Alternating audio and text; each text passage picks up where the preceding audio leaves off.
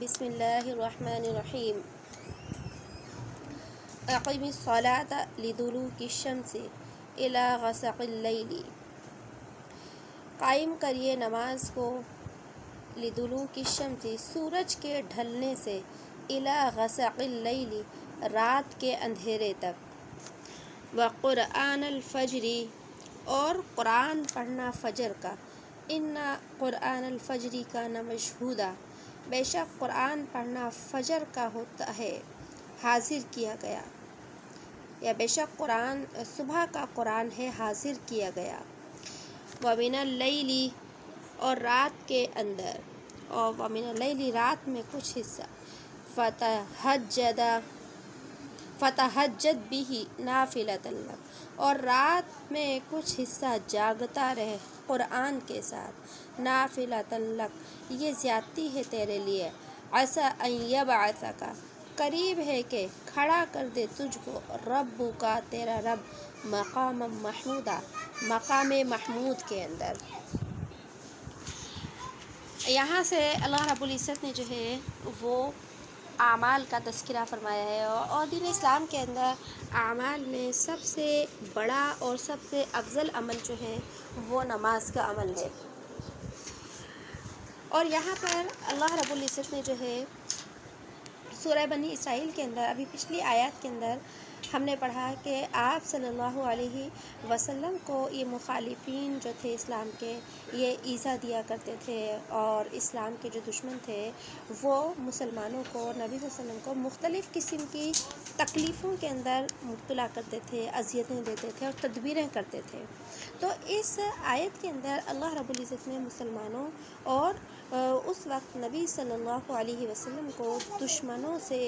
بچنے اور ان کی ایذاؤں اور ان کی تکلیفوں سے بچنے کی جو ہے وہ بچنے کے اعمال بتائے ہیں، کہ دشمنوں کے اعمال، دشمنوں کی تدبیروں سے بچنے کے اندر ایک سب سے بڑا جو عمل ہے وہ نماز کا عمل ہے۔ اور پھر یہاں پر اللہ رب العزت نے پانچوں نمازوں کو جو ہے وہ تذکرہ فرمایا ہے، کہ نماز ایسا عمل ہے کہ جو انسان کو دنیاوی نفع تو دیتا ہی ہے، اخروی نفع دیتا ہے، اور اخروی نفع سے پہلے انسان کو نماز کا دنیاوی نفع ملتا ہے۔ قرآن مجید میں اللہ رب العزت نے ان آیات کے اندر فرمایا کہ اے نبی، آپ نماز کو قائم کریے سورج کے ڈھلنے تک۔ تو اس میں سورج کے ڈھلنے کے بعد سے دیکھیے، جب سورج ڈھلتا ہے تو ہماری ظہر کی نماز کا جو ہے وقت شروع ہو جاتا ہے۔ تو اس آیت کے اندر لدلوک الشمس سے لے کر الی غسق اللیل تک جو ہے وہ 4 نمازیں بیان کی گئی ہیں، کہ سورج کے ڈھلنے سے رات کے اندھیرے تک ظہر کی نماز آتی ہے، عصر کی نماز آتی ہے، مغرب کی نماز آتی ہے، اور عشاء کی نماز آتی ہے۔ اور اس کے بعد یہ جو فرمایا وقرآن الفجر، اور فجر میں قرآن کا پڑھنا، اس کے اندر جو ہے صبح کی نماز کا جو ہے وہ تذکرہ آیا ہے، کہ صبح کی نماز جو ہے وہ حاضر ہونے کا وقت ہے۔ یہاں جو لکھا ہے ان قرآن الفجر کان مشہودا، کہ بے شک قرآن پڑھنا فجر کا ہوتا ہے روبرو، یا حاضر کیا گیا۔ تو یہاں حاضر ہونے سے کیا مراد ہے؟ پہلے اللہ رب العزت نے 4 نمازوں کو بیان کیا، اس کے بعد اللہ رب العزت نے جو ہے وہ فجر کی نماز کا تذکرہ فرمایا، کہ فجر کی نماز میں جو ہے وہ حاضری کا وقت ہوتا ہے۔ یہاں حاضری سے جو مراد ہے وہ فرشتوں کی حاضری مراد ہے، کہ صبح چونکہ نیند کا وقت ہوتا ہے اور نیند سے بیدار ہو کر جو ہے وہ فجر کی نماز ادا کی جاتی ہے، اس لیے اللہ رب العزت نے 4 نمازوں کو الگ سے بیان کیا، اور فجر کی نماز کو اللہ رب العزت نے الگ سے بیان کیا، کیونکہ فجر کی نماز میں سستی کا خطرہ زیادہ ہوتا ہے، اس لیے اس کو اہتمام کے ساتھ الگ سے بیان کیا۔ دوسرے نمبر پر اللہ نے فجر کی نماز کو یہاں الگ اس لیے بیان کیا کہ فجر کی نماز کا وقت وہ ہوتا ہے جس میں فرشتے جمع ہوتے ہیں۔ حدیث مبارکہ کے اندر اس آیت کی تفصیل آتی ہے کہ انسان کی حفاظت کے لیے بھی اللہ نے بہت سے فرشتے مقرر کیے جو انسان کے جسم کی حفاظت کرتے ہیں، ہماری آنکھوں کی، ہمارے ہاتھ پیروں کی، ہمارے جسم کی حفاظت کے لیے اللہ نے فرشتے رکھے ہیں۔ اگر آتا ہے وہاں پر کہ اگر اللہ پاک ان فرشتوں کو انسان کے لیے مقرر نہ کرے تو یہ جنات جو ہیں انسان کو چیر پھاڑ کر ختم کر دیں۔ تو ہم یہ جو دنیا میں امن اور سلامتی کے ساتھ رہتے ہیں، اللہ نے ہمیں فرشتوں کی حفاظت میں رکھا ہوا ہے۔ اسی وجہ سے انسان کو جو اعمال دیے گئے ہیں، خاص طور پر وہ اعمال جو ہمیں احادیث طیبہ سے دیے گئے ہیں، جیسے کہ روزانہ گھر کے اندر سورہ بقرہ کا پڑھنا، آیت الکرسی کا پڑھنا، رات کو سوتے ہوئے جو ہے وہ معوذتین کا اور سورہ اخلاص کا پڑھنا، یہ سارے اس طرح کے جو اور بھی اعمال ہیں یہ انسان کی حفاظت کے لیے ہے کہ اللہ فرشتوں کو کیا کر دیتے ہیں، متعین کر دیتے ہیں۔ اور اس کے علاوہ جب فجر کا وقت آتا ہے تو روایت میں آتا ہے کہ جو ہے اللہ نے انسان کے اعمال لکھنے والے جو فرشتے ہیں ان کے وقت الگ الگ بنائے ہیں۔ دیکھیے، 2 فرشتے تو وہ ہیں جو اللہ پاک نے ہمارے کندھوں کے اوپر بٹھائے ہیں، جنہیں کرامن کاتبین کہا جاتا ہے۔ یہ وہ فرشتے ہیں جو ہر وقت انسان کے ساتھ رہتے ہیں، انسان سے کبھی بھی جدا نہیں ہوتے۔ ان کی ڈیوٹی جو اللہ کی طرف سے ختم ہوگی، انسان کی موت کے وقت ختم ہوگی، جب انسان مر جاتا ہے یہ فرشتے آسمانوں کے اوپر چلے جاتے ہیں۔ لیکن اس کے علاوہ اللہ نے انسانوں کے ساتھ 2 فرشتے اور بنائے ہیں، اور وہ دن کے اعمال جو انسان کرتا ہے اس کے لکھنے کے فرشتے الگ ہیں، اور رات کے جو ہیں وہ فرشتے کیا ہیں، الگ ہیں۔ جب صبح فجر ہوتی ہے تو آسمانوں سے 2 فرشتے آتے ہیں اور انسان کے ساتھ ہوتے ہیں، اور وہ عصر تک اس کے ساتھ ہوتے ہیں، اور جب عصر ہو جاتی ہے تو وہ دن والے فرشتے آسمانوں کے اوپر انسان کے اعمال لے کر جاتے ہیں، اور آسمانوں سے دوسرے فرشتے جو ہیں وہ عصر کے وقت جو ہے وہ آتے ہیں، اور پھر عصر کے بعد سے پوری رات تک وہ فرشتے اس کے ساتھ رہتے ہیں، اور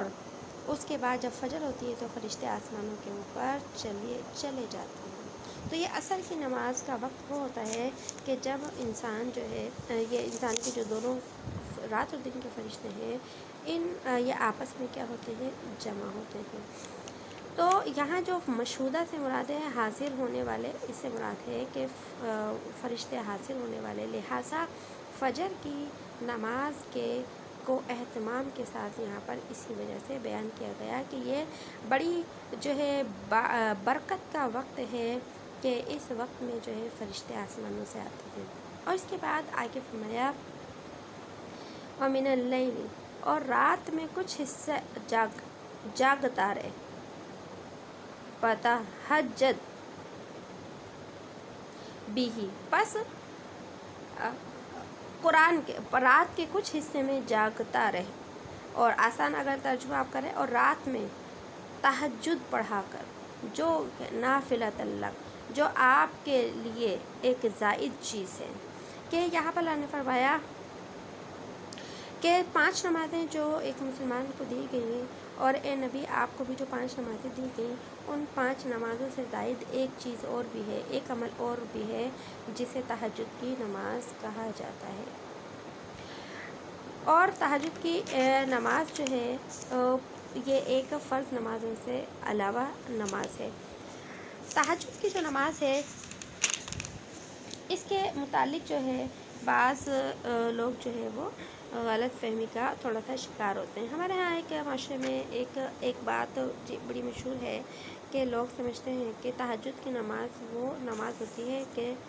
جو سو کر اٹھنے کے بعد جو ہے وہ پڑھی جائے، یعنی کہ تہجد کی نماز پڑھنے کے لیے پہلے سونا ضروری ہے، اور اس کے بعد جو ہے وہ تہجد کی نماز ہے۔ تو کیا جو ہے اسی طریقے سے ہے کہ سونے سے پہلے تہجد کی نماز نہیں پڑھی جا سکتی؟ تو بہرحال اس کے بارے میں بھی جو ہے کوئی ایسی تھوڑی سی تفصیل آتی ہے۔ تہجد کی نماز جو ہے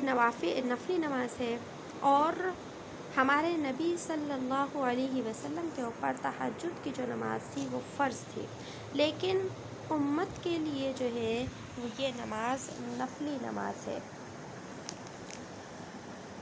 امت کے لیے 5 نمازیں ہی فرض ہیں، اور باقی نوافل کے اندر تہجد کی نماز سب سے افضل ترین نماز ہے۔ اور تہجد کی جو نماز ہے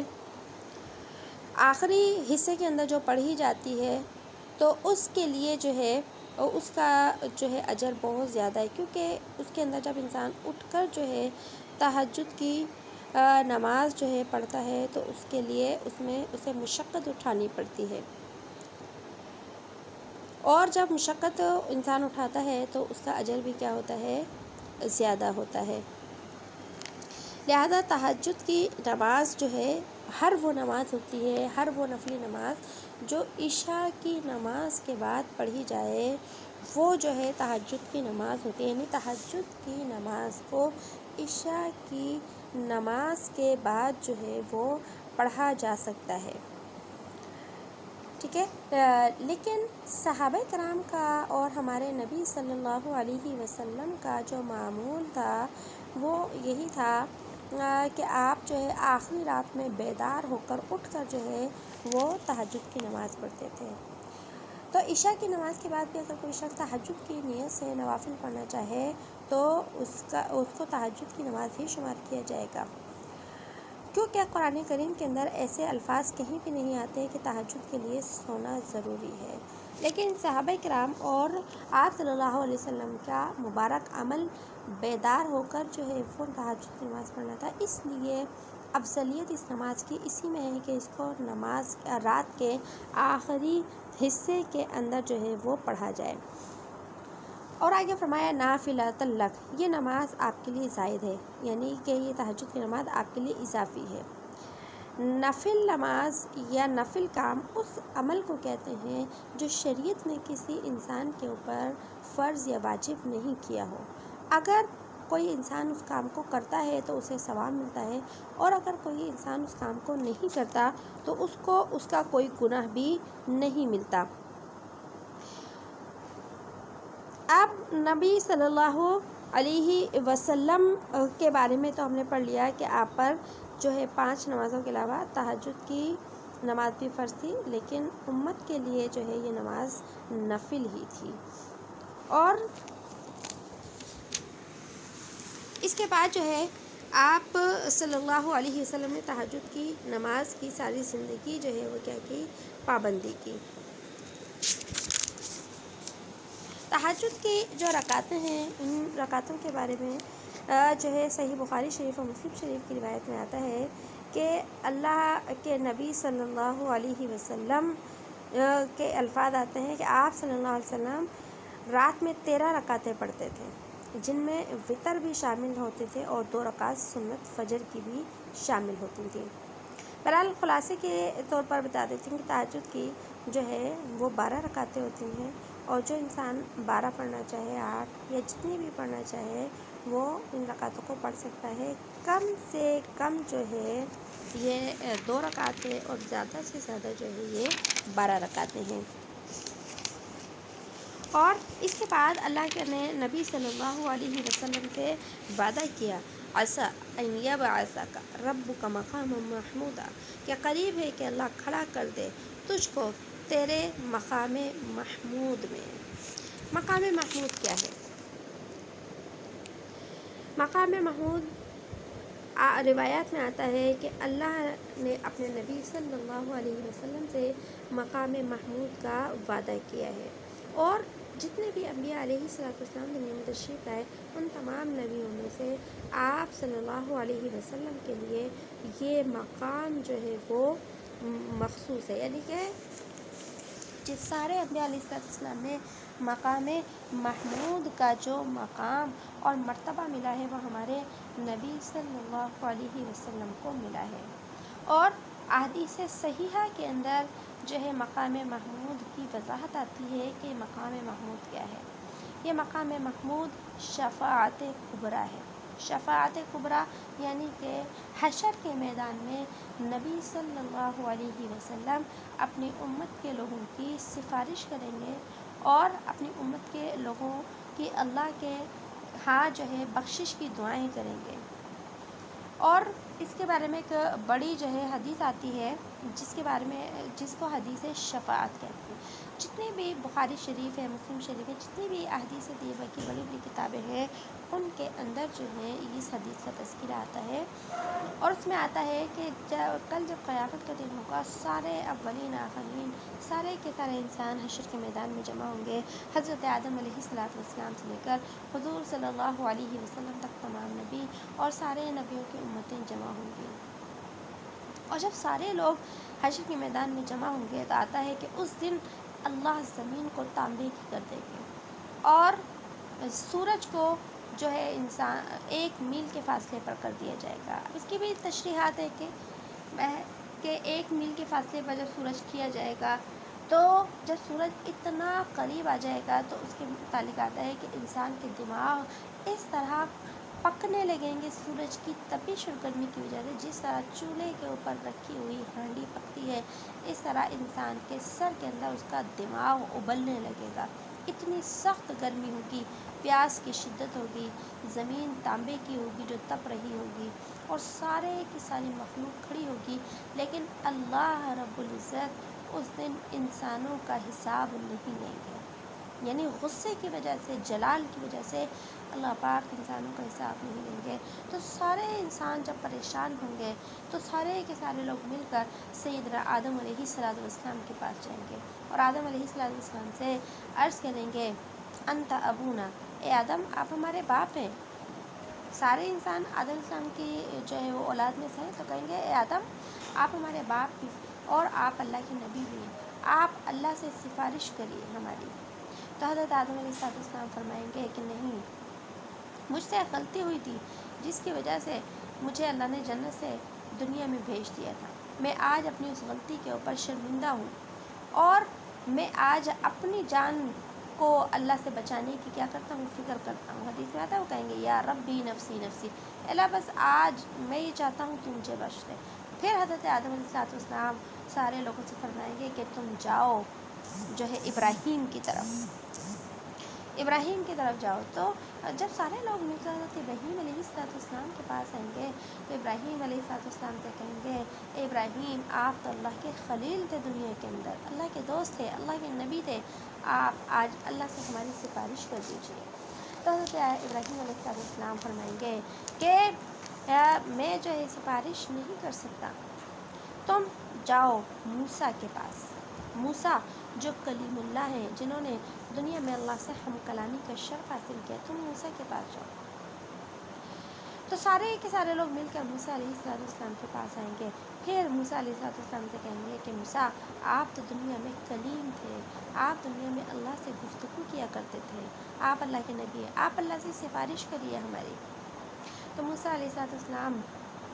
فرمائیں گے کہ یہ میرے لائق نہیں ہے، یعنی یہ میرے مناسب نہیں ہے کہ میں تمہاری سفارش کروں. تم جاؤ عیسیٰ کی طرف. عیسیٰ جو اللہ کی روح ہے، اللہ کا کلمہ ہے، عیسیٰ علیہ السلام کا لقب ہے یہ عیسیٰ روح اللہ. تو سارے کے سارے لوگ مل کر جب حضرت عیسیٰ علیہ السلام کے پاس آئیں گے تو حضرت عیسیٰ علیہ السلام بھی معذرت کر لیں گے، اور وہ بھی یہی کہیں گے یا ربی نفسی نفسی، اے اللہ میں آج تجھ سے اپنی ماں مریم کا بھی سوال نہیں کرتا، اے اللہ میں آج تجھ سے صرف اپنی جان کا سوال کرتا ہوں. پھر حضرت عیسیٰ علیہ السلام فرمائیں گے کہ تم سب لوگ مل کر جاؤ محمد کی طرف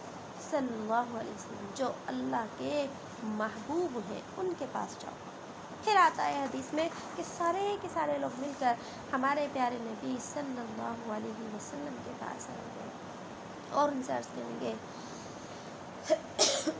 کہ یا رسول اللہ آپ اللہ کے محبوب ہیں، آپ اللہ سے ہماری سفارش کر دیجیے. تو آتا ہے اس حدیث کے اندر، یہ سارا حدیث ہے، یہ جو ایک واقعہ کی شکل میں آپ کو میں سنا رہی ہوں. تو آتا ہے حدیث میں کہ اس وقت اللہ پاک جب نبی صلی اللہ علیہ وسلم، آپ کو تو پتہ تھا دنیا میں ہی آپ کو یہ خوشخبری مل گئی تھی کہ اللہ نے آپ کو مقام محمود عطا کیا ہے، تو پھر آپ علیہ السلام اللہ کی بارگاہ کے اندر آگے تشریف لائیں گے. اور آتا ہے کہ حدیث میں کہ اللہ پاک اس وقت نبی صلی اللہ علیہ وسلم کے مبارک دل کے اوپر ایسے کلمات جاری فرمائیں گے اپنی حمد و ثنا کے کہ جن الفاظ کے ذریعے کبھی دنیا میں کسی نے اللہ کی حمد و ثنا نہیں کی ہوگی، وہ خاص الفاظ نبی صلی اللہ علیہ وسلم کے مبارک دل کے اندر ڈالے جائیں گے، اور پھر آپ انہی الفاظ کے ذریعے سے اللہ رب العزت کی حمد و ثنا کریں گے، تعریف کریں گے، اور آپ تعریف کرتے ہوئے سجدے کے اندر گر جائیں گے۔ سجدے میں جب اللہ کی حمد و ثنا کریں گے، تعریف کریں گے، پھر اللہ کی طرف سے آواز آئے گی، اے محمد ارفع رأسک، اے محمد اپنا سر اٹھائیے، سل تعطیک، آپ سوال کریے آپ کو عطا کیا جائے گا، واشفع تشفع، اور آپ شفاعت کریے آپ کی شفاعت قبول کی جائے گی۔ یہ جو مقام ہے کہ سارے نبی جہاں پر اپنا عذر بیان کر دیں گے، حالانکہ سارے نبی اس لائق تھے کہ وہ لوگوں کی شفاعت کر سکیں، لیکن سب کو پتہ تھا کہ اللہ نے قیامت کے دن یہ مقام محمود، یہ شفاعت کا مقام جو ہے نبی صلی اللہ علیہ وسلم کے لیے رکھا ہے، تو سارے نبیوں کے بعد آپ علیہ السلام کی باری آئے گی۔ پھر جب اللہ پاک اپنے نبی سے کہیں گے، نبی ارفع رأسک، اپنا سر اٹھائیے، یعنی سجدے سے اٹھیے، سل، آپ سوال کریے، مانگیے آپ کیا چاہتے ہیں، آپ جو مانگیں گے تعطیک، آپ کو عطا کر دیا جائے گا۔ جب اللہ فرمائیں گے کہ سوال کریے، تو پھر اللہ فرمائیں اشفع، آپ شفاعت کرنا چاہتے ہیں، سفارش کرنا چاہتے ہیں، تو شفع، آپ سفارش کریے، کس کی سفارش کرنا چاہتے ہیں، تو شفع، آپ کی سفارش قبول کی جائے گی۔ تو یہ سبق میں پہلے بھی شفاعت کا کئی جگہ جو ہے پہلے پڑھا چکی ہوں، پھر مختصر سی بات بتا دیتی ہوں کہ ایک ہوتی ہے شفاعت کبریٰ، ایک ہوتی ہے شفاعت صغریٰ۔ شفاعت کبریٰ کا مطلب ہے بڑی سفارش، اور شفاعت صغریٰ کا مطلب ہے چھوٹی سفارش۔ شفاعت کبریٰ جو ہوگی سارے ایمان والوں کے لیے ہوگی، کہ اس وقت پھر اللہ پاک سارے کفار کو الگ کر دیں گے اور ایمان والوں کو سب کو الگ کر دیں گے، اور پھر جو ہے ان کا حساب کتاب شروع کیا جائے گا۔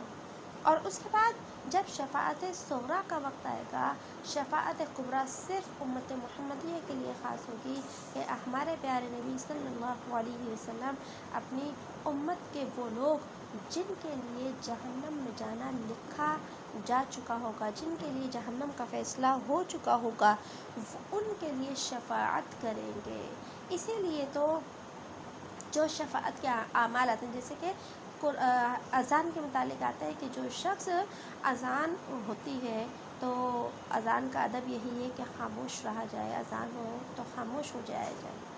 توجہ سے اذان کو سنا جائے، اور اذان کا جو ہے وہ جواب دیا جائے۔ عورت اذان کا جواب ایسے ہی دیتی ہے جیسے کہ محسن لفظ کہتا جاتا ہے، تو عورت بھی ویسے ہی اذان کے الفاظ دہراتی جاتی ہے، اور اس کے بعد جو ہے ہم جو ہے وہ اذان کے بعد کی جو دعائے وسیلہ ہوتی ہے وہ دعا پڑھتے ہیں، درود پڑھتے ہیں، تو اس دعا کی برکت کی وجہ سے آیا کہ جو شخص اس کے یہ دعائے وسیلہ پڑھتا ہوگا تو اللہ پاک قیامت کے دن اپنے نبی کی شفاعت عطا کریں گے۔ اسی طرح آتا ہے، حدیث میں آتا ہے، من زار قبری وجبت لہ شفاعتی، اپنی امت کے لوگوں کو اللہ کے نبی نے فرمایا، من زار قبری، کہ جس شخص نے اپنی زندگی کے اندر ایک مرتبہ میری قبر کی زیارت کر لی، وجبت لہ شفاعتی، تو میری شفاعت قیامت کے دن اس کے لیے واجب ہو جائے گی۔ اب نبی کی قبر کی زیارت کرنے کا مطلب کیا ہے کہ جیسے ہم حج کے لیے جاتے ہیں، عمرے کے لیے لوگ جاتے ہیں، اور پھر مدینہ منورہ جاتے ہیں، مسجد نبوی جاتے ہیں، ریاض الجنہ پہ جاتے ہیں، یہ ہے نبی کے در کی حاضری، یہ نبی کے در کی حاضری۔ اللہ پاک ہم سب کو بار بار عطا فرمائے، ہماری آل اولاد کو، ہماری نسلوں کو اللہ نبی کے در کی زیارت عطا فرمائے، کیونکہ جو شخص ایک مرتبہ نبی کے در کی زیارت کراتا ہے تو یہ جو اللہ نے مقام محمود عطا کیا ہے، اور اس نتیجے میں جو شفاعت عطا ہوتی ہے، وہ شخص اس شفاعت کا حقدار بن جاتا ہے۔ تو یہ ہے مقام محمود۔ اور اب تھوڑی سی اور مزید کی تفصیل سن لیجیے کہ گزرے ہوئے دور کے اندر کچھ ایسے فرقے گزرے ہیں جو کہ نبی انبیاء کی شفاعت کے منکر تھے۔ وہ یہ کہتے تھے، ان میں ان کے نام بھی آتے ہیں خوارج اور معتزلہ۔ تو اگر آپ کو نام یاد رہتے ہیں تو اچھی بات ہے، ورنہ آپ یہ بات یاد رکھیے کہ گزرے ہوئے دور کے اندر بھی یہ گمراہ فرقے تھے جنہوں نے انبیاء علیہ السلام کی شفاعت کا انکار کیا، اور وہ یہ کہتے تھے کہ جو شخص گناہ کبیرہ کر لیتا ہے اس کی کبھی بھی شفاعت نہیں ہوگی، کہ قیامت کے دن کوئی بھی اس کی سفارش نہیں کر سکے گا۔ آج کے دور میں بھی ہمارے ارد گرد کچھ لوگ ایسے موجود ہیں جو کہ سفارش اور شفاعت کا انکار کرتے ہیں، ٹھیک ہے، شفاعت کا انکار کرتے ہیں۔ لیکن یاد رکھیے، میں قرآن کریم کی پچھلی بھی کئی آیات سے آپ کو بتا چکی ہوں جہاں اللہ نے شفاعت کا ذکر کیا ہے، اور یہ ابھی جو ہم آیت پڑھ رہے ہیں جس میں مقام محمود کا ذکر ہے، تو مقام محمود بھی نبی صلی اللہ علیہ وسلم کی شفاعت کا ہی مقام ہے کہ آپ کو شفاعت کرنے کی اجازت دی جائے گی۔ تو آج کے دور میں بھی ایسے لوگ موجود ہیں جو یہ کہتے ہیں کہ شفاعت کوئی بھی نہیں کر سکتا کسی کی، اور جو ہے کوئی نبی بھی کسی کی شفاعت نہیں کرے گا۔ تو یاد رکھیے، یہ قرآن اور حدیث کا انکار ہے۔ احادیث متواترہ، احادیث متواترہ کہتے ہیں بہت ساری احادیث کے اندر اس چیز کا تذکرہ آیا ہے کہ انبیاء علیہ السلام بھی شفاعت کریں گے، اور بلکہ امت کے جو نیک لوگ ہوں گے ان کی شفاعت اور سفارش بھی جو گناہ گار ہوں گے ان کے حق میں کیا ہوگی؟ قبول ہوگی۔ پھر خلاصے کے طور پر سن لیں کہ قرآن کریم میں شفاعت کی دو طرح سے آیات آتی ہے۔ ایک تو یہ کہ اللہ نے فرمایا ہے کہ ان کے حق میں کسی کی سفارش قبول نہیں کی جائے گی۔ تو جن لوگوں کے حق میں کبھی بھی کسی کی بھی سفارش قبول نہیں کی جائے گی، چاہے ان کی سفارش کوئی نبی کر دے، چاہے نیک لوگ کر دیں، وہ کافر ہوگے، کہ کافروں کے حق میں کسی نبی کی سفارش پہ قبول نہیں کی جائے گی، اور نہ ہی کوئی نبی کافروں کے حق میں سفارش کرے گا۔ اور قرآن کریم کے اندر اور احادیث طیبہ کے اندر شفاعت کا ذکر بھی آتا ہے کہ شفاعت ہوگی، تو اس سے ان لوگوں کی شفاعت مراد ہے جو ایمان والے ہیں لیکن گناہ گار تھے دنیا میں۔ تو اللہ پاک قیامت کے دن نبی صلی اللہ علیہ وسلم کو ایک خاص مقام عطا کریں گے کہ وہ اپنی امت کے گناہ گاروں کی شفاعت کریں، اور اسی طرح امت کے نیک لوگوں کے لیے بھی آتا ہے کہ جس کو اللہ اجازت دیں گے۔ کوئی شخص کسی اپنی مرضی سے کبھی بھی کسی کی شفاعت نہیں کر سکتا، ہاں اللہ جس کو توفیق دیں گے۔ جیسے کہ ایک شہید کے لیے آتا ہے جو کہ میدان جنگ کے اندر شہید ہو جائے، قیامت کے دن جنت میں جانے سے پہلے اللہ اس کو اجازت دیں گے تو وہ 70 لوگوں کی شفاعت کر سکے گا۔ اور ایک عالم دین، باعمل عالم دین کے لیے آتا ہے کہ وہ جہنم میں جانے والے 40 لوگوں کی شفاعت کر سکے گا، اور ایک باعمل حافظ قرآن کے لیے آتا ہے کہ وہ جہنم میں جانے والے 10 لوگوں کی شفاعت کر سکے گا۔ اسی طریقے سے حضرت عثمان رضی اللہ تعالیٰ عنہ سے بھی ایک روایت آتی ہے کہ حضرت حضور صلی اللہ علیہ وسلم نے ارشاد فرمایا کہ قیامت کے روز پہلے انبیاء علیہ السلام گناہ گاروں کی شفاعت کریں گے، پھر علماء، پھر شہداء جو ہے وہ شفاعت کریں گے۔ اسی طرح ایک حضرت عبداللہ بن عمر رضی اللہ تعالیٰ عنہ کی روایت میں آیا کہ آپ صلی اللہ علیہ وسلم نے ارشاد فرمایا کہ عالم سے کہا جائے گا کہ آپ اپنے شاگردوں کی شفاعت کر سکتے ہیں اگرچہ ان کی تعداد آسمان کے ستاروں کے برابر ہو۔ اللہ پاک ہمیں بھی نیک لوگوں کی اور انبیاء کی سفارش کا حقدار بنا دے۔ اور اسی طرح ابو داؤد شریف کے اندر روایت آتی ہے کہ اللہ کے نبی صلی اللہ علیہ وسلم نے ارشاد فرمایا کہ شہید کی شفاعت اس کے خاندان کے 70 آدمیوں کے متعلق قبول کی جائے گی۔ تو روایت کے اندر اس کا ذکر ایک جگہ نہیں کئی جگہ آتا ہے، اور اسی کا ہم نے عقیدہ رکھنا ہے کہ شفاعت ہوگی، لیکن جس کے لیے اللہ چاہیں گے، جس کے لیے اللہ شفاعت قبول کریں گے۔ اس کے بعد ایک اور حدیث میں آیا کہ اللہ کے نبی صلی اللہ علیہ وسلم نے ارشاد فرمایا شفاعتی لأہل الکبائر من امتی، یعنی میری شفاعت میری امت کے ان لوگوں کے لیے ہوگی جنہوں نے گناہ کبیرہ کیے تھے، یعنی جنہوں نے بہت بڑے بڑے گناہ کیے تھے لیکن اللہ کا کرم ہو گیا ان کے اوپر اور ان کے حق میں شفاعت کی اجازت مل گئی، تو پھر جو ہے شفاعت اللہ قبول کر لیں گے اور ان لوگوں کی بخشش ہو جائے گی۔ یہاں پر اللہ رب العزت نے پہلے نماز تہجد کا ذکر فرمایا اور پھر مقام محمود کا جو ہے وہ ذکر فرمایا۔ اسے پتہ چلا کہ نبی صلی اللہ علیہ وسلم کو جو مقام محمود کا وعدہ کیا گیا ہے اس میں اس مقام کو ملنے میں تہجد کی نماز کا خاص دخل ہے کہ آپ علیہ الصلوۃ والسلام کی اس نماز تہجد کا ذکر قرآن کریم کے اندر بھی اللہ رب العزت نے فرما دیا۔ اور اس کے بعد آگے فرمایا وَقُلْ رَبِّ أَدْخِلْنِي مُدْخَلَ صِدْقٍ، اور فرمایا وَقُلْ، اے نبی آپ کہہ دیجئے، اے نبی آپ کہہ دیجئے اے میرے رب، ربی اے میرے رب، ادخلنی مجھ کو داخل کر، مدخل صدق سچا داخل کرنا، واخرجنی مخرج صدق اور نکال مجھ کو سچا نکالنا، واجعل لی من لدنک سلطانا نصیرا اور عطا کر دے مجھ کو اپنے پاس سے حکومت کی مدد،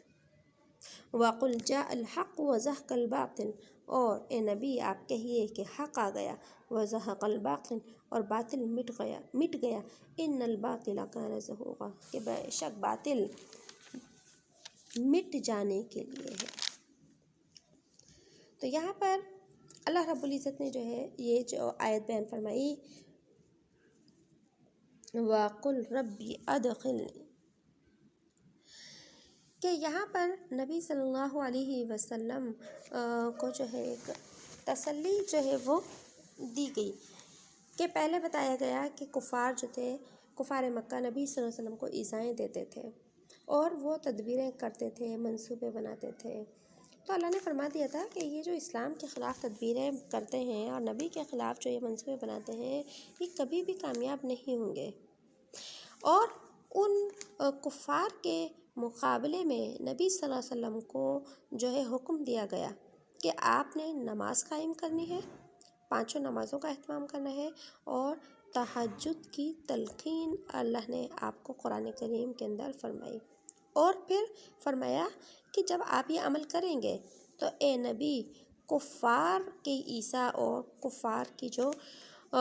کی جو سازشیں ہیں ان سے آپ کو نجات ملے گی۔ جامع ترمذی کی روایت میں آتا ہے حضرت عبداللہ بن عباس رضی اللہ تعالیٰ عنہ، یہ آپ صلی اللہ علیہ وسلم کے چچا زاد بھائی تھے، کہ ان سے روایت ہے کہ نبی صلی اللہ علیہ وسلم جب مکہ کے اندر تھے تو اللہ نے آپ کو ہجرت مدینہ کا حکم دیا تھا کہ آپ مدینہ ہجرت کر کے چلے جائیں، تو جب ہجرت مدینہ کا حکم آیا تو اللہ نے پھر قرآن کریم کی اس آیت کو جو ہے وہ نازل فرمایا، وَقُلْ اے نبی کہیے اے میرے رب داخل کر دے مجھ کو، تو یہاں پر خیر و خوبی کے ساتھ داخل کر دے، مطلب یہ ہے کہ اے اللہ میں مکہ سے جو مدینہ کی طرف ہجرت کر رہا ہوں تو میرا یہ سفر خیر و خوبی کے ساتھ ہو جائے، اور جب میں مدینہ پہنچوں تو وہاں میری طبیعت کے خلاف کوئی معاملہ پیش نہ ہو، اور اے اللہ یہ اس دعا کا مطلب ہے کہ اے اللہ جب میں مکہ سے نکلوں، کیونکہ مکہ تو آپ کا وطن تھا، مکہ میں آپ کی پیدائش تھی، مکہ میں آپ کے ماں باپ رہا کرتے تھے اور مکہ میں ہی آپ کا کنبہ تھا، تو آپ کا تو وطن اصلی جو تھا ہی مکہ مکرمہ، تو اپنے وطن کی ایک محبت ہوتی ہے، اپنے شہر کی ایک محبت ہوتی ہے، جہاں پر انسان کا کنبہ ہوتا ہے، اس کا خاندان ہوتا ہے، اس کے گھر والے ہوتے ہیں، یا اس کے بڑوں کی قبریں ہوتی ہیں، تو وہ دفن ہوتے ہیں، تو وہاں ایک جگہ سے جو ہے ایک طبعی جو ہے کیا ہوتی ہے، محبت ہوتی ہے، اور نبی صلی اللہ علیہ وسلم کو بھی مکہ مکرمہ سے ایک جو ہے فطری محبت تھی، تو جب نبی صلی اللہ علیہ وسلم مکہ سے مدینہ کی طرف ہجرت کرنے لگے تو اللہ نے اس دعا کی تلقین فرمائی کہ نبی یہ دعا کر کے جائیے گا، اور اس دعا کی برکت سے کیا ہوگا کہ اس دعا کی وجہ سے کہ جب آپ یہ دعا کریں گے تو پھر آپ کے وطن کی، گھر بار کی جو محبت ہوگی اس میں آپ کا دل نہیں الجھے گا۔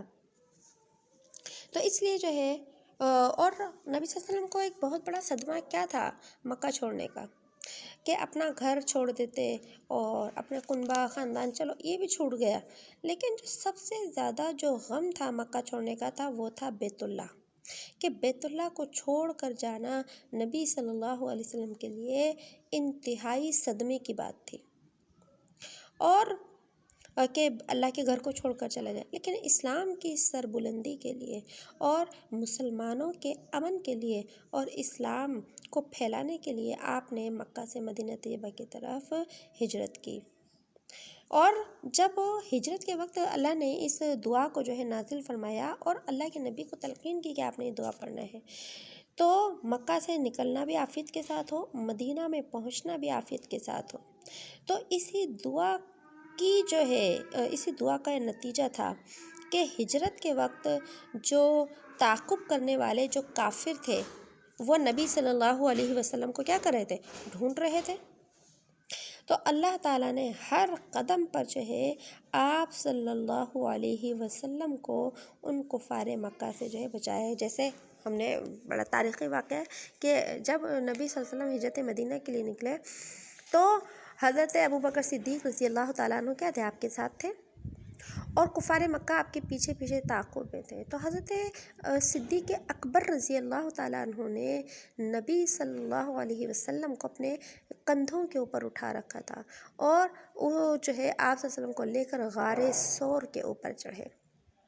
اور غار ثور کا جو ہے مشہور واقعہ ہے، غار ثور جنہوں نے حج عمرہ کیا ہے، دیکھا ہے، زیارت کی ہے، غار ثور کی بلندی کم و بیش 4000 فٹ ہے۔ میں نے بھی دور سے غار ثور کو دیکھا، جو ہے چڑھنے والے وہاں چڑھ رہے تھے، لیکن جو ہے غار ثور کی بلندی بہت زیادہ ہے، اور اللہ نے حضرت صدیق اکبر رضی اللہ تعالیٰ عنہ کو یہ مقام و شرف عطا فرمایا کہ آپ علیہ السلام کو لے کر غار ثور پر چڑھے اور پھر ایک غار کے اندر جو ہے پناہ لی، اور یہ اسی غار کا واقعہ ہے کہ سارے سوراخوں کو کپڑے کی دھجیوں سے جو ہے وہ بند کر دیا، اور ایک سوراخ جو تھا وہ کھلا ہوا تھا، اس کے اوپر سیدنا صدیق اکبر رضی اللہ تعالیٰ عنہ نے اپنے پیر کا انگوٹھا لگا دیا، اور اس وقت نبی علیہ السلام آرام کر رہے تھے، اور آپ کا مبارک سر سیدنا صدیق اکبر رضی اللہ تعالیٰ عنہ کی گود کے اندر رکھا تھا اور آپ آرام فرما رہے تھے۔ اتنے میں جو ہے ایک جو ہے سانپ نے جو سوراخ میں سے سوراخ کے اندر تھا سیدنا صدیق اکبر رضی اللہ تعالیٰ عنہ کے پیر کے اوپر کاٹا۔ جب سانپ نے کاٹا اور زہر جب چڑھنے لگا تو اس کی تکلیف کی شدت کی وجہ سے سیدنا صدیق اکبر رضی اللہ تعالیٰ عنہ کی آنکھوں میں آنسو آ گئے، اور وہ آنسو جب ہمارے نبی کے مقدس چہرے کے اوپر گرے تو آپ کی آنکھیں کھل گئی۔ پوچھا گیا ابو بکر کیوں روتے ہو، کیا بات ہے؟ تو بتایا کہ کسی چیز نے کاٹ لیا ہے۔ تو آپ علیہ السلام نے اپنا مبارک جو ہے مقدس لعاب دہن یعنی تھوک جو تھا وہ سیدنا صدیق اکبر رضی اللہ تعالیٰ عنہ کے انگوٹھے کے اوپر لگایا، اور زہر کا اثر جو تھا وہ ختم ہو گیا، کہ یہ سانپ جو تھا یہ مدت سے نبی علیہ السلام کی دیدار کا شوق رکھتا تھا، آپ کے دیدار کے لیے یہاں سے نکلنا چاہتا تھا، تو راستے میں صدیق اکبر کا پیر آ گیا۔ تو یہ وہ ہجرت کا سفر تھا کہ آتا ہے کہ تاریخ میں کہ یہ جو کفار مکہ تھے نبی علیہ السلام کو تلاش کرتے کرتے جو تھے وہ غار ثور کے دہانے تک پہنچ گئے تھے۔ اللہ نے یہ مکڑی جو تھی اس نے جالا جو ہے غار کے دہانے کے اوپر تن دیا، جس سے محسوس ہوا کہ یہ اس غار میں تو صدیوں سے کوئی گیا ہی نہیں۔ اور آتا ہے سیدنا صدیق اکبر رضی اللہ تعالیٰ عنہ کہ اگر وہ کفار مکہ تھوڑا سا جھک کر غار کے اندر دیکھ لیتے تو وہ ہمیں دیکھ لیتے، لیکن اللہ رب العزت نے ان کفار مکہ کو کے شر سے نبی علیہ السلام اور سیدنا صدیق اکبر کو جو بچایا تھا، انہی قرآن کریم کی آیات کی برکت کی وجہ سے بچایا تھا کہ اللہ نے جب ہجرت کا حکم دیا تو ساتھ میں پہلے عمل دیا کہ اے نبی یہ دعا پڑھ کر آپ نے نکلنا ہے، کہ آپ جب یہ دعا پڑھ کر نکلیں گے تو مکہ سے بھی امن سے نکل جائیں گے اور مدینہ میں بھی امن سے وہ پہنچ جائیں گے۔ اس وجہ سے اللہ نے کفار سے قدم قدم کے اوپر نبی علیہ الصلوۃ والسلام کو بچایا۔ اور جب آپ مدینہ طیبہ پہنچ گئے تو مدینہ طیبہ کو ہر اعتبار سے مسلمانوں کے لیے اور نبی صلی اللہ علیہ وسلم کے لیے سازگار وہ بنا دیا کہ وہاں کے لوگوں نے نبی علیہ الصلوۃ والسلام کا بڑا استقبال کیا اور آپ کی دعوت کو قبول کیا، آپ کے ساتھ احسان کا معاملہ کیا۔ اور جتنے مسلمان مکہ سے مدینہ طیبہ ہجرت کر کے گئے، سارے مدینہ کے مسلمانوں نے ان کا بہترین حسن سلوک کیا۔ تو اتنا اچھا معاملہ مسلمانوں کے ساتھ اور نبی علیہ الصلوۃ والسلام کے ساتھ ہوا، اس میں اس دعا کی برکتیں شامل تھیں۔ اس لیے بعض علماء نے یہ فرمایا کہ ہر مسلمان، یہ دعا ایسی دعا ہے کہ ہر مسلمان اپنے تمام مقصد کے شروع میں اس دعا کو اسے پڑھنا چاہیے۔ اب یہ پڑھنا کوئی دیکھیں فرض و واجب نہیں ہے۔ بعض لوگ کہہ دیتے ہیں جی سب سے پہلا ان کا سوال ہے بھئی کہاں لکھا ہے، کون سی حدیث میں لکھا ہے؟ تو یہ اعمال ہیں جو اللہ نے نبی علیہ الصلوۃ والسلام کو دیے۔ جب نبی جیسی ہستی کو یہ عمل دیا گیا تو آج ہم تو امتی ہیں، ہمیں بھی یہ عمل کرنے میں کوئی حرج نہیں ہونا چاہیے۔ لہذا اس دعا کا ایک بہت بڑا فائدہ ہے۔ اور اس کے علاوہ اس دعا کا ایک اور فائدہ بھی بتا دیتی ہوں کہ اس دعا کو وہ یہ بلڈ پریشر کا مرض ہے، اس مرض کے اندر بھی پڑھا جاتا ہے۔ اور اس دعا کو پڑھ کر پانی کے اوپر دم کیا جاتا ہے اور اس پانی کو استعمال کیا جائے۔ اگر کوئی شخص 2.5 مہینے اس دعا کو پڑھ کر پانی پر دم کر پیے، اس کا بلڈ پریشر کی بیماری اللہ رب العزت کی ذات سے امید ہے ختم ہو جائے گی۔ اور اس کا ایک بہت بڑا تجربہ میں نے خود کیا ہے کہ جب مجھے کسی نے یہ قرآن کریم کی آیات بتائیں، 2-2.5 مہینے پہلے کی بات ہے، تو میرا بلڈ پریشر بہت زیادہ ہائی تھا، کسی ٹیبلٹ سے بھی نیچے نہیں آ رہا تھا۔ میں نے اس دن سے یہ دعا پانی کے اوپر دم کروا کر پینا شروع کی اور الحمدللہ 2-3 دن کے اندر ہی میرا بلڈ پریشر بالکل نارمل ہو گیا۔ اور اس کے بعد سے ڈاکٹر نے مجھے ٹیبلٹ کھانے سے بھی منع کر دیا کہ آپ بلڈ پریشر کے ٹیبلٹ نہ لیں کیونکہ آپ کا بلڈ پریشر بالکل نارمل ہے۔ تو الحمدللہ اس دعا کی برکت سے میرا اپنا ذاتی تجربہ یہ ہوا کہ بلڈ پریشر کے مرض کے اندر اللہ پاک اس کو دور کر دیتے ہیں۔ اور اس کے بعد آگے فرمایا وَقُلْ جَاءَ الْحَقُّ، اور آپ کہہ دیجئے کہ حق آ گیا ہے اور باطل مٹ گیا ہے۔ یہ قرآن کریم کی جو آیت ہے یہ ہجرت کے بعد کی آیت ہے۔ پہلے والی آیت ہجرت کے موقع کی آیت ہے، یہ ہجرت کے بعد کی آیت ہے کہ جب اللہ رب العزت نے آپ علیہ الصلوۃ والسلام کو فتح مکہ کی خوشخبری عطا کی۔ تو فتح مکہ جب ہوا تو مکے کے فتح کے دن جب نبی صلی اللہ علیہ وسلم ایک شان کے ساتھ مکے کے اندر داخل ہوئے تو اس وقت بیت اللہ کے ارد گرد 360 بتوں کے مجسمے کھڑے تھے، کیونکہ مشرکین مکہ تھے وہ تو مکہ میں بت پرستی کرتے تھے۔ آپ تو مدینہ چلے گئے تھے، لیکن جب مکہ فتح ہوا تو آپ مدینہ سے مکہ واپس تشریف لائے مکہ کو فتح کرنے کے لیے، اور اس وقت 10,000 صحابہ کرام کا لشکر تھا آپ علیہ الصلوۃ والسلام کے ساتھ تھا۔ تو جب آپ مکہ میں داخل ہوئے اور حرم شریف کے اندر تشریف لے گئے تو بیت اللہ کے چاروں طرف تھے 360 بتوں کے مجسمے کھڑے تھے۔ اور 360 یہ کیوں تھے بت؟ 360 بت یہ اس وجہ سے تھے کہ مشرکین مکہ سال بھر کے دنوں کا بت الگ الگ رکھتے تھے، ہر دن کا بت تھا نا ان کا الگ تھا، تو اس طریقے سے انہوں نے 360 بت رکھے ہوئے تھے۔ اور جب آپ علیہ الصلوۃ والسلام مکہ پہنچے اور مکہ میں حرم شریف پہنچے تو یہ آیت تھی آپ کی مبارک زبان کے اوپر تھی اور آپ کے ہاتھ میں ایک لکڑی تھی۔ آپ اپنی زبان مبارک سے قرآن کریم کی یہ آیت پڑھتے جاتے، جاء الحق وزهق الباطل ان الباطل کان زهوقا، یہ پڑھتے اور آپ اپنی جو لکڑی تھی ایک ایک بت کے سینے میں مارتے جاتے. یہ بخاری اور مسلم شریف کی روایت آپ کو بتا رہی ہوں کہ ایک ایک بت کے سینے میں وہ لکڑی مارتے ہیں. تو اس آیت کی برکت سے وہ بت ٹکڑے ٹکڑے ہو کر جو ہے وہ ٹوٹ جاتے. اور جو ہے جب وہ، اور بعض روایت میں آتا ہے کہ یہ بت جو ہے الٹے ہو کر گر جاتے. اور جب سارے 360 بت جب الٹے ہو کر گر گئے تو نبی صلی اللہ علیہ وسلم نے ان بتوں کو توڑنے کا حکم دے دیا. تو یہ جو کفر اور شرک کے نشان تھے، ان نشانوں کو جو ہے توڑ کر مٹا دینے کا حکم اللہ کے نبی صلی اللہ علیہ وسلم نے دیا. تو اس آیت سے یہ دلیل ملتی ہے کہ کفر اور شرک کے جو نشانات ہوتے ہیں، جو ایسی نشانیاں ہوتی ہیں، یا وہ ایسی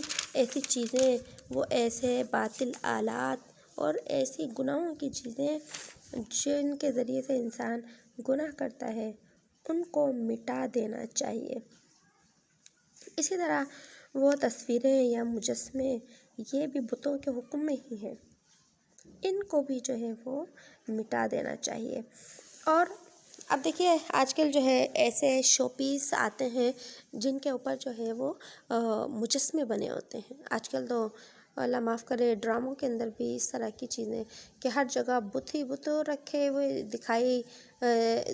دینے کی پالیسی جاری ہے. اور اسی طریقے سے عوام الناس کے اندر ان چیزوں کو جو ہے پھیلایا جا رہا ہے، مجسمہ سازی، بت سازی، اور ایسے شو پیس گھروں کے اندر اور ڈیکوریشن پیسز جن کے اندر شکلیں بنی ہوتی ہیں یا مجسمے یا مورتیاں بنی ہوتی ہیں، ان کو استعمال کرنا ہرگز جائز نہیں ہے. اور اس کے بعد آگے فرمایا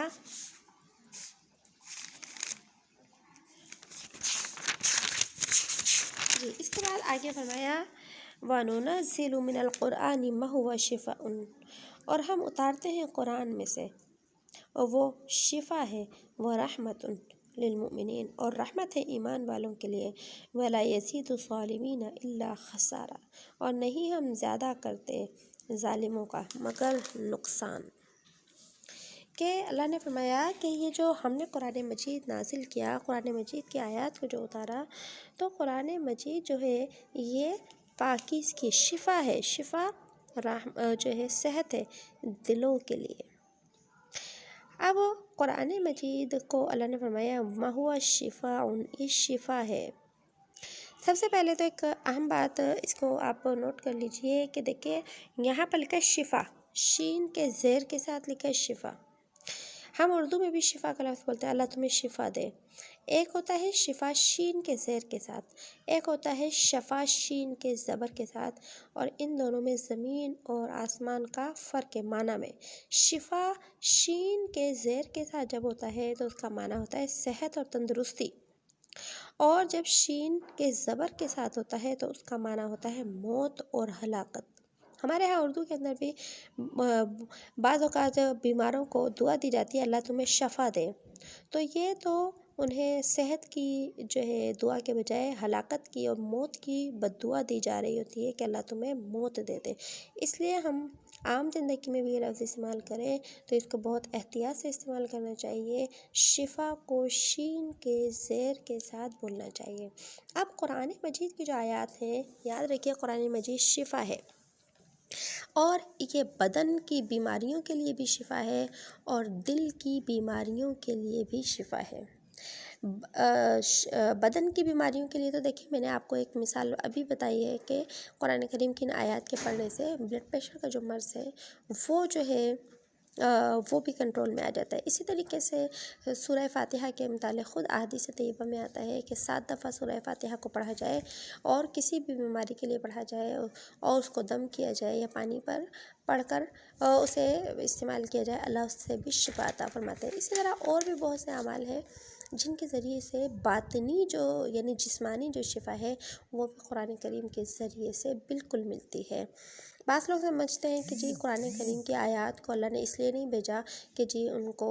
یہ دم کے لیے نہیں آئی ہیں یا یہ جو ہے یہ اس کے لیے نہیں. قرآن کریم خود کہتا ہے کہ قرآن شفا ہے، شفا ہے. اس سے صحت ملتی ہے، انسان کے جسم کو بھی صحت ملتی ہے اور انسان کی روح کو بھی صحت ملتی ہے، اور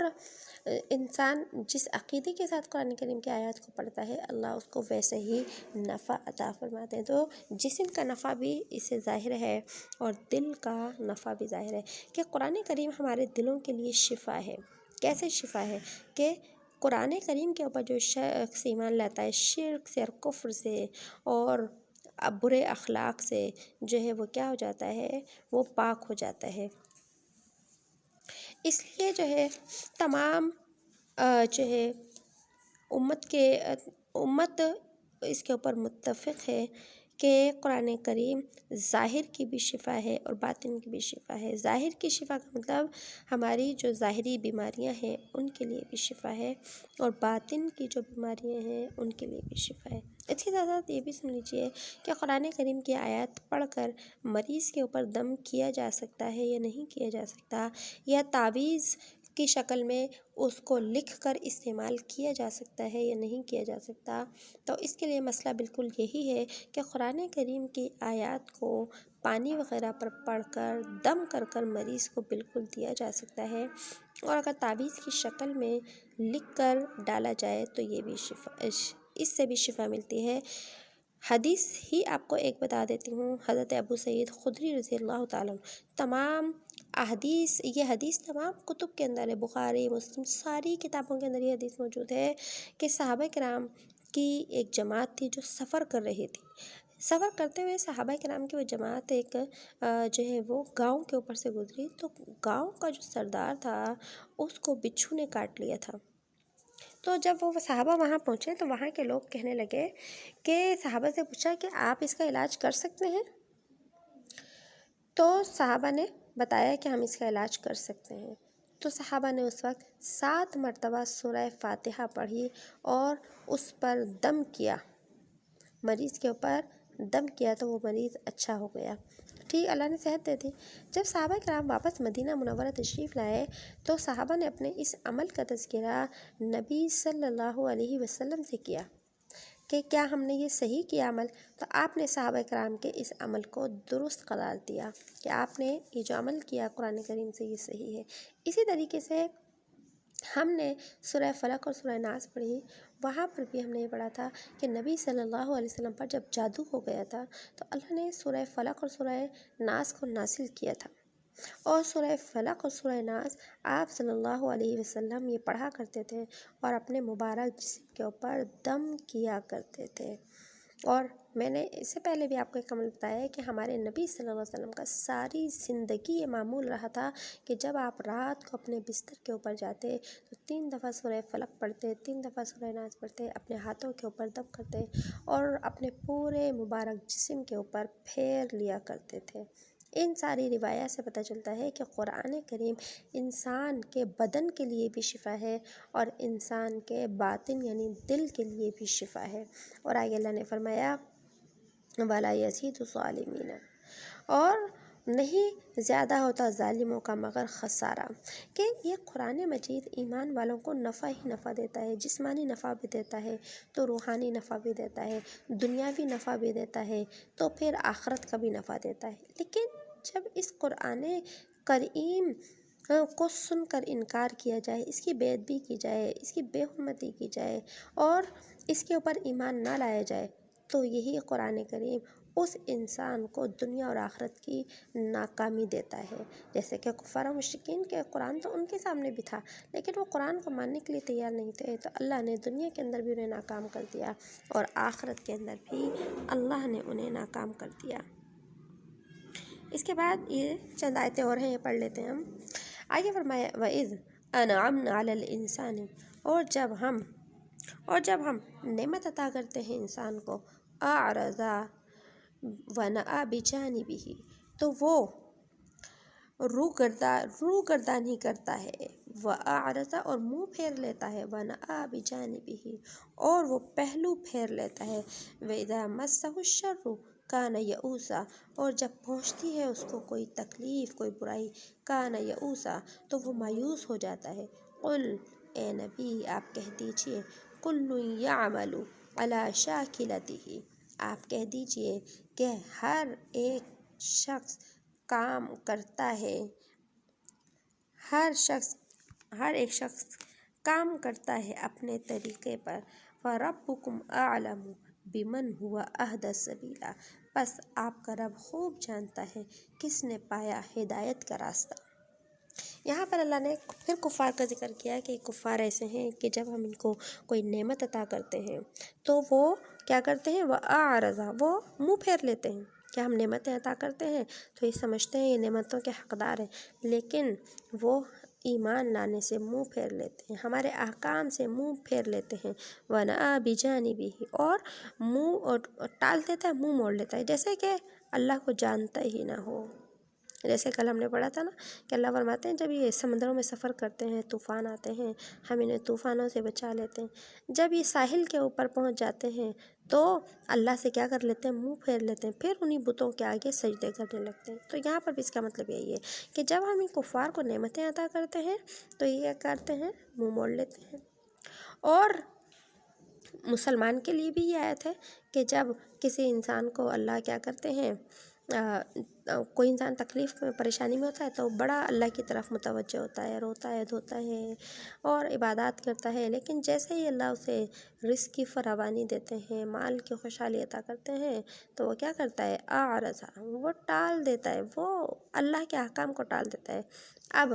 جب مال آ جاتا ہے، رزق کی فراوانی آ جاتی ہے، مال و دولت کی کثرت ہو جاتی ہے، پھر اپنی من چاہی زندگی گزارنے لگتا ہے، عبادات بھی بھول جاتا ہے، اللہ کے احکام بھی بھول جاتا ہے، لباس اپنی مرضی کا ہو جاتا ہے، بات اپنی مرضی کی ہو جاتی ہے، کام اپنی مرضی کا ہوتا ہے، کاروبار اپنی مرضی کا ہوتا ہے۔ تو پھر اللہ نے فرمایا وَإِذَا مَسَّهُ الشَّرُّ كَانَ يَئُوسًا، اور جب اس کو پہنچتی ہے کوئی برائی تو وہ نا امید ہو جاتا ہے کہ جب کفار کو پھر ہم ان کی رسی کھینچتے ہیں، پھر انہیں کسی آزمائش میں ڈال دیتے ہیں، بیماری میں ڈال دیتے ہیں اور روزی کی تنگی کے اندر ڈال دیتے ہیں، پھر وہ کیا ہوتے ہیں، اللہ سے نا امید ہو جاتے ہیں کہ بس اب تو کوئی بھی جو ہے یعنی ہمارا سہارا نہیں ہے۔ تو اللہ نے فرمایا کہ یہ دونوں کے دونوں جو حالتیں ہیں یہ گمراہی کی ہیں۔ اے نبی قل کل یعمل، اے نبی آپ کہہ دیجئے ہر ایک شخص کام کرتا ہے اپنے ڈھنگ کے اوپر، اپنے طریقے کے اوپر۔ مطلب کیا ہے کہ ہر انسان جو ہے اپنے ماحول، اپنی عادات اور اپنے رسم و رواج کے اعتبار سے کام کرتا ہے، کیونکہ جب انسان جس ماحول میں رہتا ہے نا اور وہاں پر جو لوگوں کی عادتیں ہوتی ہیں، رسم و رواج ہوتی ہے، تو ویسے ہی اس کا کیا بن جاتا ہے، ذہن بن جاتا ہے، اور پھر انسان اسی کے مطابق جو ہے اپنی زندگی کیا کرتا ہے، گزارتا رہتا ہے۔ تو اگر انسان برے ماحول کے اندر رہتا ہے، بری صحبت کے اندر رہتا ہے تو وہ بری عادتوں کے اندر کیا ہو جاتا ہے، پڑ جاتا ہے، برا ماحول سے انسان برا بن جاتا ہے۔ اور جو شخص نیک لوگوں کی صحبت میں رہتا ہے، نیک لوگوں کا ساتھ جو ہے اٹھتا بیٹھتا ہے تو وہ اچھی عادتوں کا کیا ہو جاتا ہے، خوگر ہو جاتا ہے، اچھی عادتیں اس میں خود بخود جو ہے آ جاتی ہیں۔ پتہ چلا اس آیت کا مطلب یہی ہے کہ ہر شخص اپنے ماحول کے اثر کو کیا کرتا ہے، قبول کرتا ہے۔ نیک آدمی بھی ماحول کے اثر کو قبول کرتا ہے، برا آدمی بھی ماحول کے اثر کو قبول کرتا ہے۔ اسی طریقے سے جو لوگ نیک ہوتے ہیں وہ نیک لوگوں کی محفلوں کو پسند کرتے ہیں، اور جو لوگ گناہ گار ہوتے ہیں یا دنیا دار ہوتے ہیں وہ گناہوں کی محفلوں کو ہی کیا کرتے ہیں، پسند کرتے ہیں۔ تو اللہ نے فرمایا قل، اے نبی آپ کہہ دیجئے کہ ہر شخص اپنے ڈھنگ کے اوپر کام کرتا ہے، اپنے طریقے کے اوپر کام کرتا ہے، اور آپ کہہ دیجئے فربکم، آپ کا رب خوب جانتا ہے کہ کس کا راستہ سیدھا ہے، کہ جو کفر کے راستے، کافر اپنے طریقے کو صحیح سمجھتے ہیں کہ ہم صحیح طریقے پہ کر رہے ہیں، تو قیامت کے دن انہیں پتہ چلے گا کہ کس نے صحیح راستے کے اوپر اپنی زندگی گزاری اور کس نے غلط راستے کے اوپر اپنی زندگی گزاری۔ بسم اللہ الرحمن الرحیم، سبحان اللہ وبحمدہ، سبحانک اللہم وبحمدک، نشہد ان لا الہ الا انت، نستغفرک ونتوب الیک، سبحان ربک رب العزۃ عما یصفون، وسلام علی المرسلین، والحمد للہ رب العالمین۔ السلام علیکم ورحمۃ اللہ وبرکاتہ۔ اچھا، کسی نے سوال پوچھا ہے کہ سبق کے دوران اگر اذان ہو تو اس کا جواب دیں یا بعد میں دیں۔ تو آپ سبھی سن لیجئے کہ اذان کا جواب دیا جاتا ہے، لیکن چند مقامات ہیں جہاں پر اذان کے جواب کو موقوف کیا جا سکتا ہے، چھوڑا جا سکتا ہے۔ ان میں سر فہرست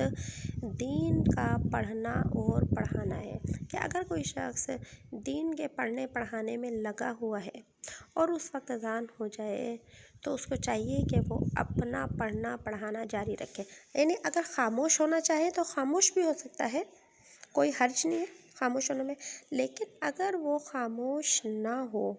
اور پڑھتا ہی رہے یا پڑھاتا رہے تو اس کے اوپر کوئی گناہ نہیں ہے۔ ہاں، ایک انسان جو ہے کوئی دنیاوی باتیں کر رہا ہے مسلسل اور پھر اذان ہوتی ہے خاموش نہیں ہوتا تو اس کے لیے جو ہے فکر کی بات ہے، لیکن پڑھنے پڑھانے کے دوران اگر نہ رکا جائے اور پڑھنے پڑھانے کو جاری رکھا جائے تو اس میں کوئی حرج نہیں ہے، اس کی گنجائش ہے بالکل۔